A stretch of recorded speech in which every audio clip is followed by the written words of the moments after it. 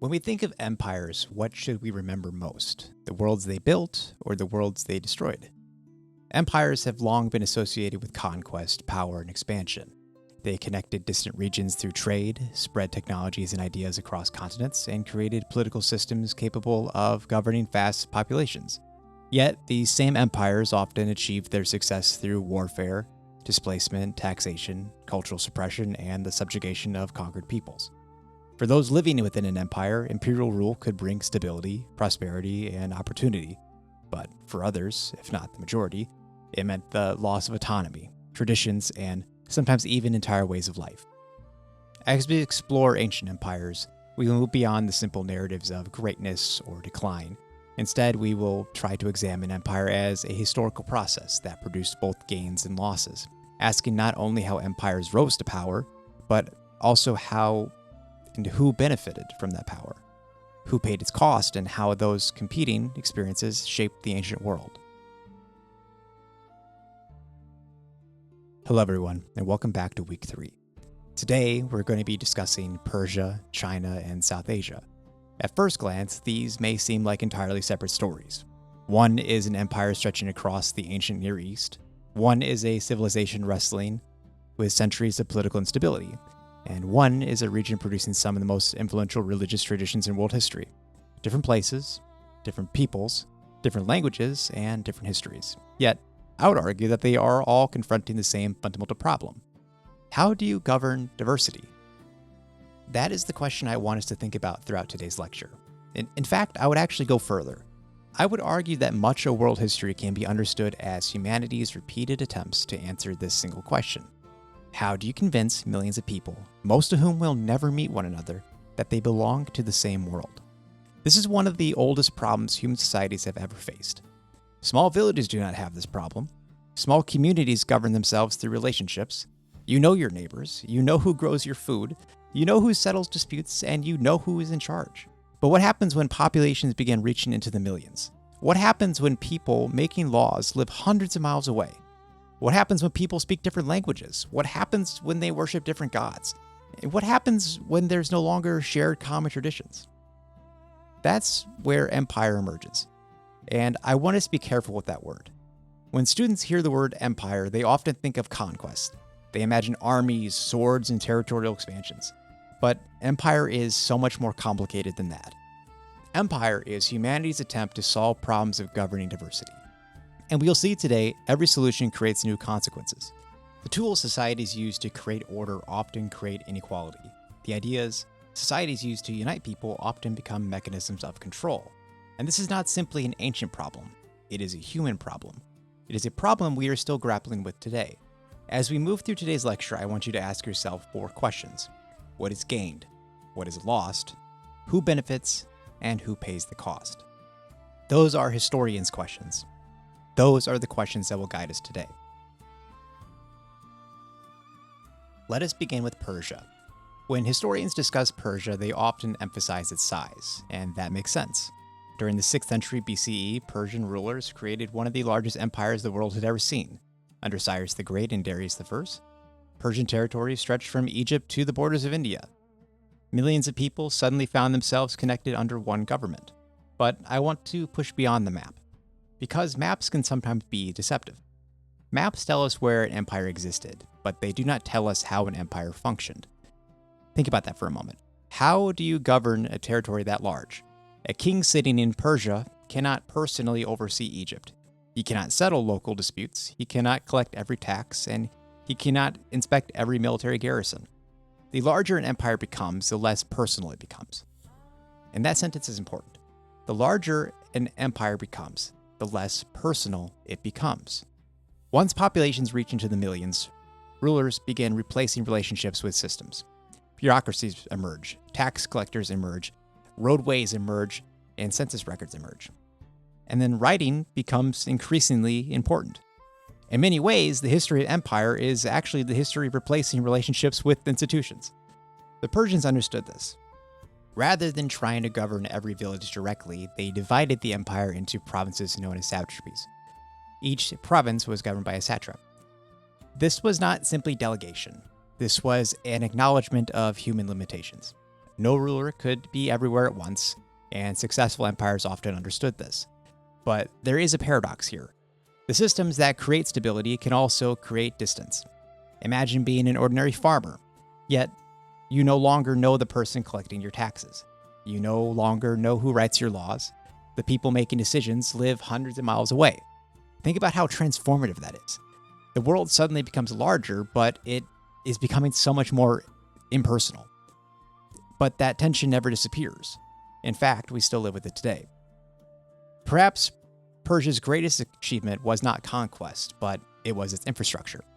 Students often underestimate roads because we encounter them every day. Yet in the ancient world, roads represented power. Power moved along roads. Information moved along roads. Trade moved along roads. And yes, ideas moved along roads. The famous Royal Road transformed the empire. Messages could travel far more quickly than before. Merchants could transport goods across enormous distances. Military forces could respond to threats. Think about what happens when societies become interconnected. Economic specialization emerges. New occupations appear. Merchants gain influence, and administrators gain influence. Priests also gain influence. Societies become more complicated. But greater complexity also produces greater inequality. And this is one of the enduring realities of empire. Empires generate wealth, but they rarely distribute wealth equally. Some individuals prosper enormously, while others remain marginalized. History repeatedly teaches us that economic growth and equality are not the same thing. The Persians were not simply trying to create political order, they were also trying to create moral order. This is where Zoroastrianism enters the story.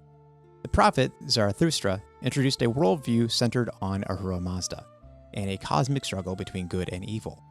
But what makes this religion particularly significant is its emphasis on individual choice.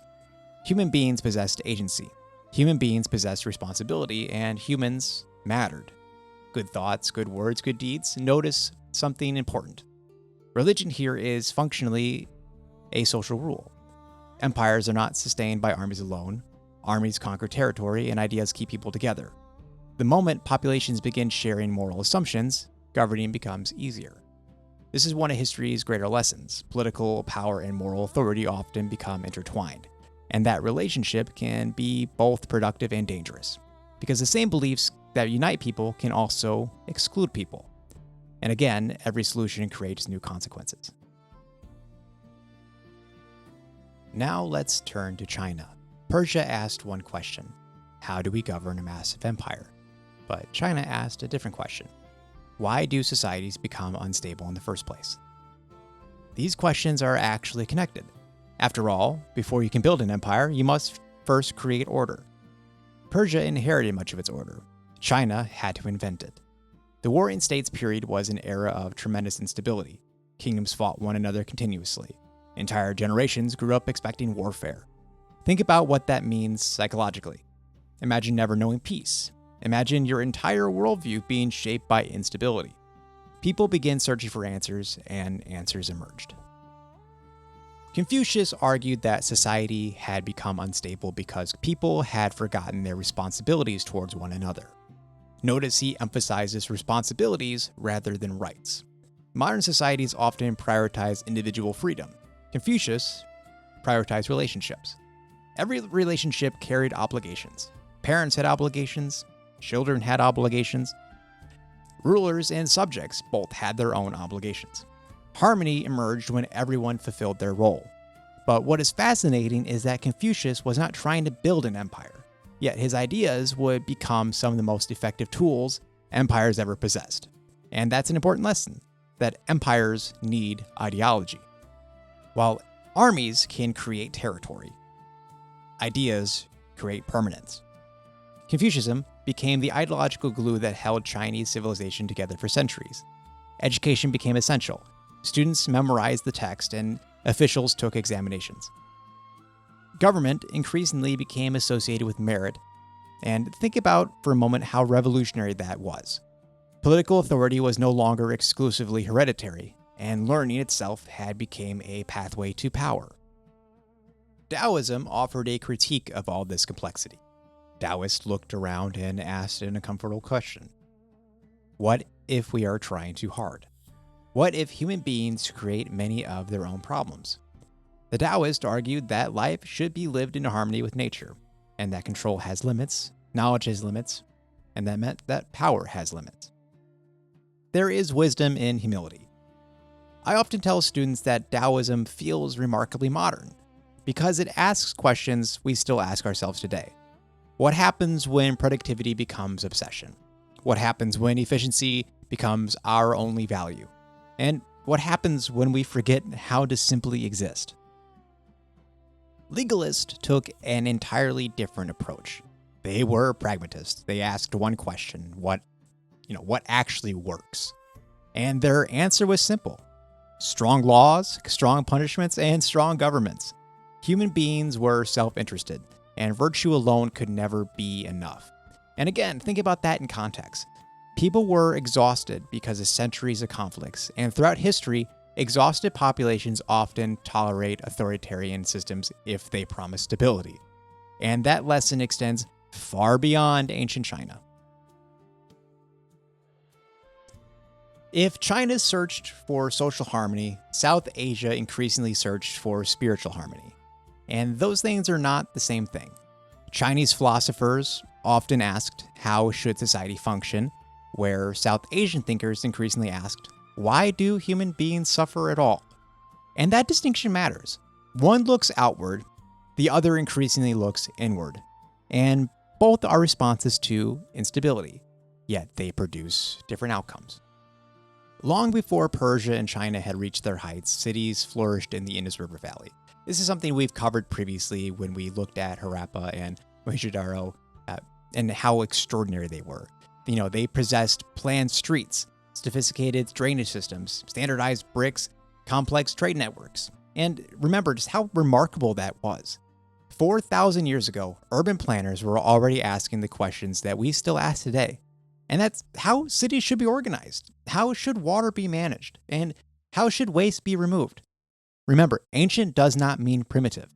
Historians are very cautious about all of those assumptions, and human intelligence has always existed and human creativity has always existed. But what changes are the tools available to us. The people of Harappa were no less intelligent than we were. They were solving problems with different resources. As South Asian societies evolved, religious traditions became increasingly focused on understanding existence itself. Hindu traditions emphasized karma, samsara, dharma, and moksha. Human life was understood as part of a larger cycle. Buddhism asked perhaps the most universal question in human history, and that is, why do we suffer? And the Buddha offered an answer, that suffering exists. Desire causes suffering, but liberation is possible. And it was the Eightfold Path that provided guidance. But what I find fascinating is that these traditions offered alternatives to imperial thinking. Not every solution to human problems required conquest, and that not every solution even required administration. Sometimes the answer involved transforming the self. As we conclude today's micro lecture, I want us to return to where we began. Remember, empire is not always conquest. Empire is, in reality, it's an experiment. It's an experiment in human organization.